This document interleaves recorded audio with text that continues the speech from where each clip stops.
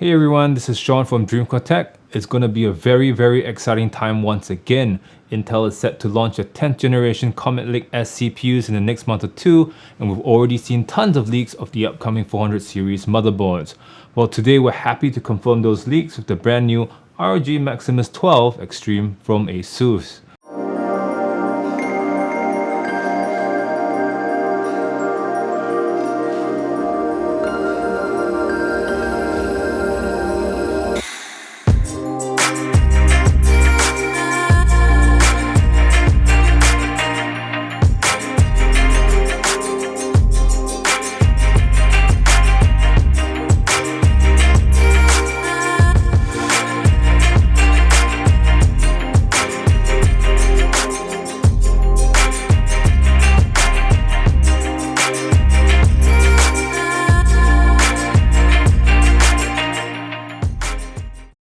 We get our hands on one of the first LGA 1200 socket motherboards for 10th generation CPUs, the ROG Maximus XII Extreme.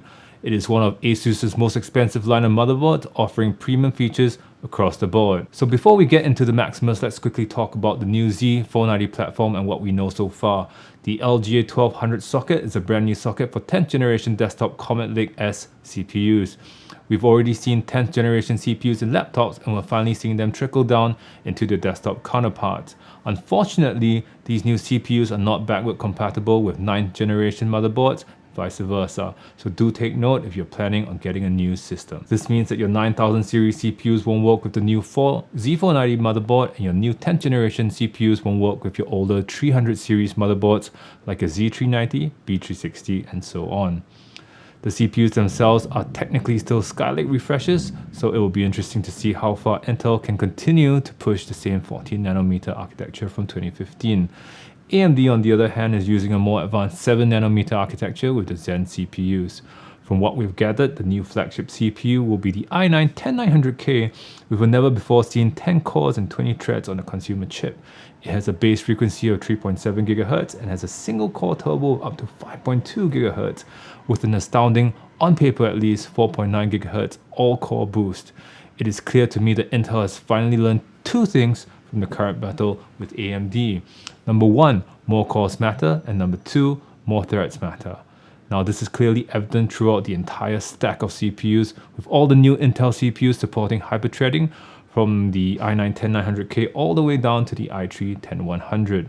More cores and more threads will favor productivity workloads, meaning content creators, video editors can rejoice with both Intel's famed high clock speeds as well as their new focus on bringing up the core count. So why aren't these new CPUs backward compatible? This is because the new LGA 1200 socket uses a modified design of the previous generation's LGA 1151 with 49 more pins on it. So that's 1151 plus 49 and you get 1200. So now you know how the socket is named. This improves power delivery and offers support for future incremental I/O features, of which we'll talk a little bit more about that later on, but the future support is most likely going to be PCI Gen 4. Now, AMD has already had this for some time now, so it's good to see Intel getting into the game. So now that we've got some context, let's get back to the Maximus. We can't cover any performance numbers for the board just yet, so this will be an unboxing to give you a quick overview of what you'll be getting. Okay, so we're going to quickly unbox the ROG Maximus XII Extreme and see what's inside the box. Okay, so this is the motherboard itself, which we'll go through in a little bit more detail shortly, so you can see that. Okay, but what we're more interested in to see is what it comes with. So on in the box you can see a couple of braided cables, an ROG key fob, a whole bunch of other cables as well, I think some LED connectors, some power connectors, and some RGB extension kits, a VRM fan if required, I think.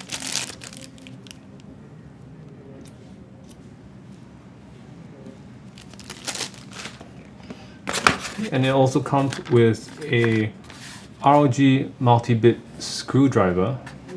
It's the M.2 daughter card that will expand your M.2 storage by 2 slots. It's pretty neat. We first saw this in the ROG Impact X570 board from ASUS as well. These are the Wi-Fi 6 antennas. And you see a welcome card, I think. So it's the ROG logo on it. It has "Thank you for purchasing this ROG motherboard."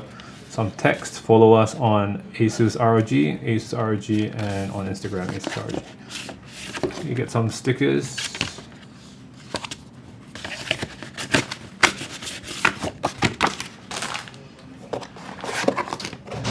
And you also get a fan header. I think these are getting more and more common with high-end boards. Dedicated fan header as well as RGB header and more M.2 screws.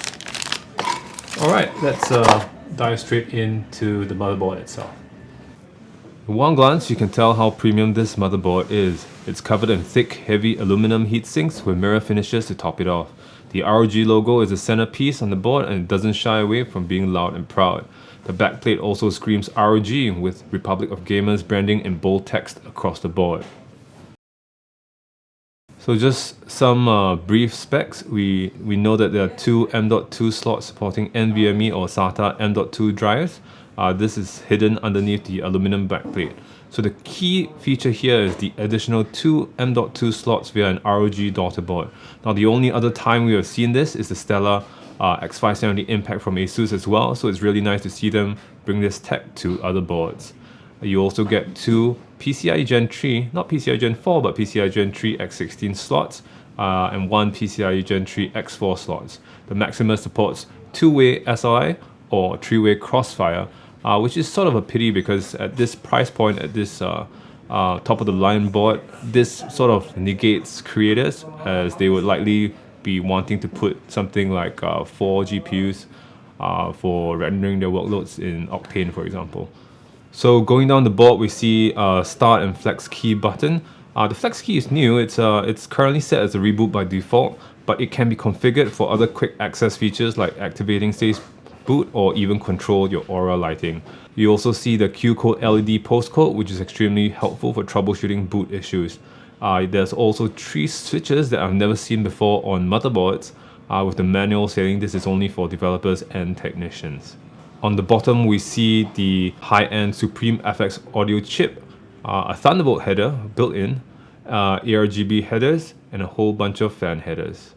On the left of the board, we see a number of standard SATA connectors, and also 2 USB 3.2 Gen 2 front I/O connectors. Going to the back of the board, we can see from left to right a BIOS flashback button, a clear CMOS button, followed by 2 USB 2 Type A and 6 USB 3.2 Gen 1 Type A, 2 USB 3.2 Gen 2 Type A, 1 USB 3.2 Gen 2 Type C, 1 USB 3.2 Gen 2x2 Type C, making that a total of 12 USB ports. Moving on, we see fast connectivity with one Intel 2.5 gigabit Ethernet, as well as one Marvell 10 gigabit Ethernet. So it's really nice to see not the standard 1 gigabit Ethernet on such a high-end board. The board also comes standard with Wi-Fi 6 or AX200, and wrapping up we see the optical out as well as your standard audio jacks. We're not allowed to disclose any performance numbers or really try out the board yet, but stay tuned till launch day for the full review of the board. With that, we've come to the end of the unboxing. A shout out for ASUS for sending the board over, and we can't wait to boot it with the i9 10900K. We have more Z490 unboxing videos coming soon, so do subscribe, hit the bell icon for notifications, and with that, stay home and stay safe.